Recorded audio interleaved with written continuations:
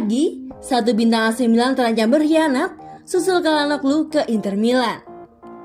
AC Milan terancam ditinggalkan oleh salah satu bintangnya lagi setelah Frank Kessie dikabarkan belum juga mau memperpanjang kontraknya.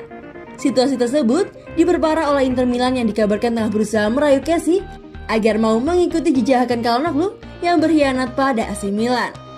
Setelah mengucapkan selamat tinggal pada para ular, Gianluigi Donnarumma dan Hakan Calhanoglu, AC Milan terancam bakal memiliki ular baru lagi. Rossoneri terancam kembali dikhianati oleh salah satu bintang mereka melalui pola yang hampir mirip dengan dua pengkhianat sebelumnya. Negosiasi buntu, kontrak habis, lalu pergi secara gratis. Saat ini Kessie adalah calon ular baru AC Milan. Negosiasi kontraknya masih buntu. Permintaan Kessie belum juga disanggupi oleh AC Milan. AC Milan seakan juga tak belajar dari pengalaman. Kegagalan mereka untuk menyanggupi permintaan gaji Kessie bisa saja membuat gelandang partai Gading ini mengikuti jejak Donnarumma dan Hakan Calhanoglu. Laporan dari Tuttosport menyebutkan, jika AC Milan ingin segera merampungkan negosiasi kontrak dengan Frank Kessie selamat-lambatnya bulan Juli mendatang. Kontrak Kessie sendiri diketahui akan habis pada bulan Juni 2022 mendatang. AC Milan diketahui memberi penawaran gaji pada Kessie sebesar 3,8 juta euro per musimnya. Sementara Kessie ingin menerima 6 juta euro per musimnya. Saat ini Kessie diketahui menerima gaji sebesar 2,2 juta euro per musimnya. Polemik ini lantas membuat Inter Milan dikabarkan tengah bergerak dalam senyap. Mereka mencoba untuk merayu Kessie agar mau bergabung dengan Calhanoglu. Sebuah situasi yang tentunya tak ingin kembali diulang oleh AC Milan. Menurut kalian bagaimana guys? Apakah Kessie akan mau memperpanjang kontraknya? Atau justru akan mengikuti jejak Calhanoglu dan Donnarumma? Tulis pendapat kalian di kolom komentar ya. Metode lama di bursa transfer bakal bikin masa depan AC Milan berantakan. Musim 2020-2021, penampilan AC Milan di Liga Italia cukup menjanjikan. Finish di urutan kedua, pencapaian AC Milan merupakan yang terbaik di 10 tahun terakhir. Proyek jangka panjang AC Milan di tangan Stefano Pioli sedikit demi sedikit mulai memperlihatkan hasil. Musim depan selain tampil di Liga Champions, AC Milan juga mulai menampakkan tajinya di Serie A. Namun hasil positif yang diraih AC Milan ini bukanlah tanpa kritikan, terutama berkaitan dengan metode transfer yang dilakukan oleh Rossoneri beberapa tahun belakang. Tak sedikit kritik yang juga dialamatkan kepada klub yang bertajuk Il Diavolo Rosso tersebut. Satu di antara aspek yang disoroti dari AC Milan ialah komitmen dari pemilik klub, Elliott Management, untuk mendatangkan pemain baru. Bukan menjadi rahasia lagi jika Rossoneri memiliki cara khusus untuk memperkuat armada tempur mereka. Rossoneri memilih untuk mendapatkan pemain dengan cara status pinjaman, free agent, maupun mencari pemain dengan harga diskon.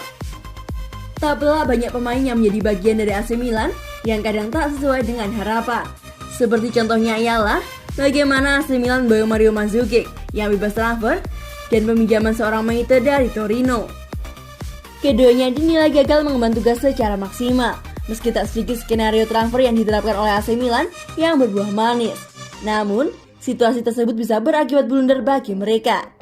Komentar terkait penilaian tersebut disampaikan oleh jurnalis kenamaan di Italia, Alberto Cerruti.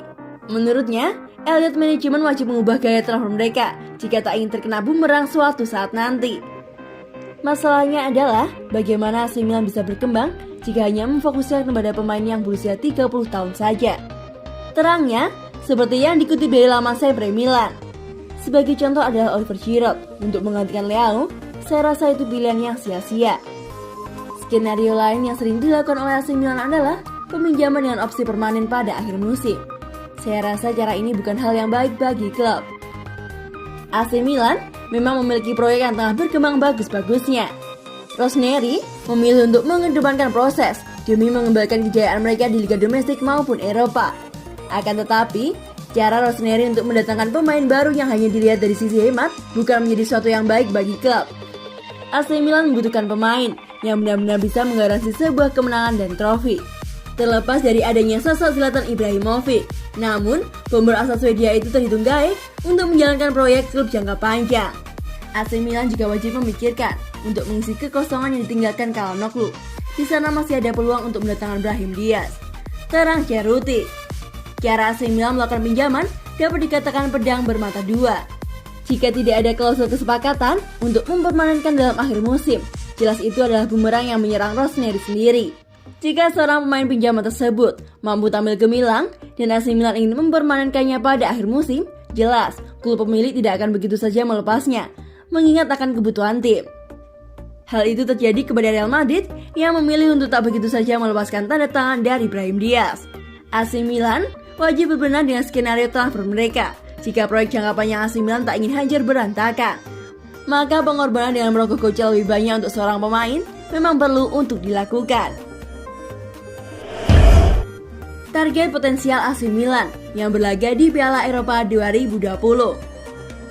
Piala Eropa saat ini sedang berlangsung yang menjadi gudangnya para pencari bakat menemukan pemain potensial. AC Milan menjadi salah satu klub yang akan berbenah besar-besaran musim depan.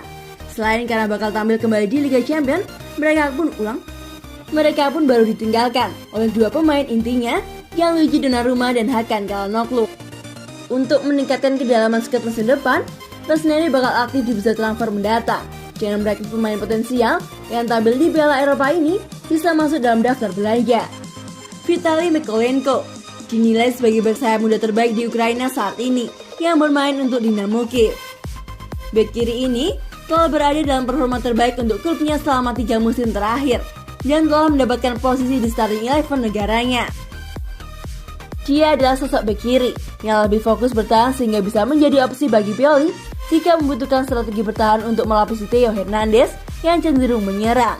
Dia juga memiliki harga ekonomis, yakni sebesar 17 juta euro atau sekitar 293 miliar rupiah.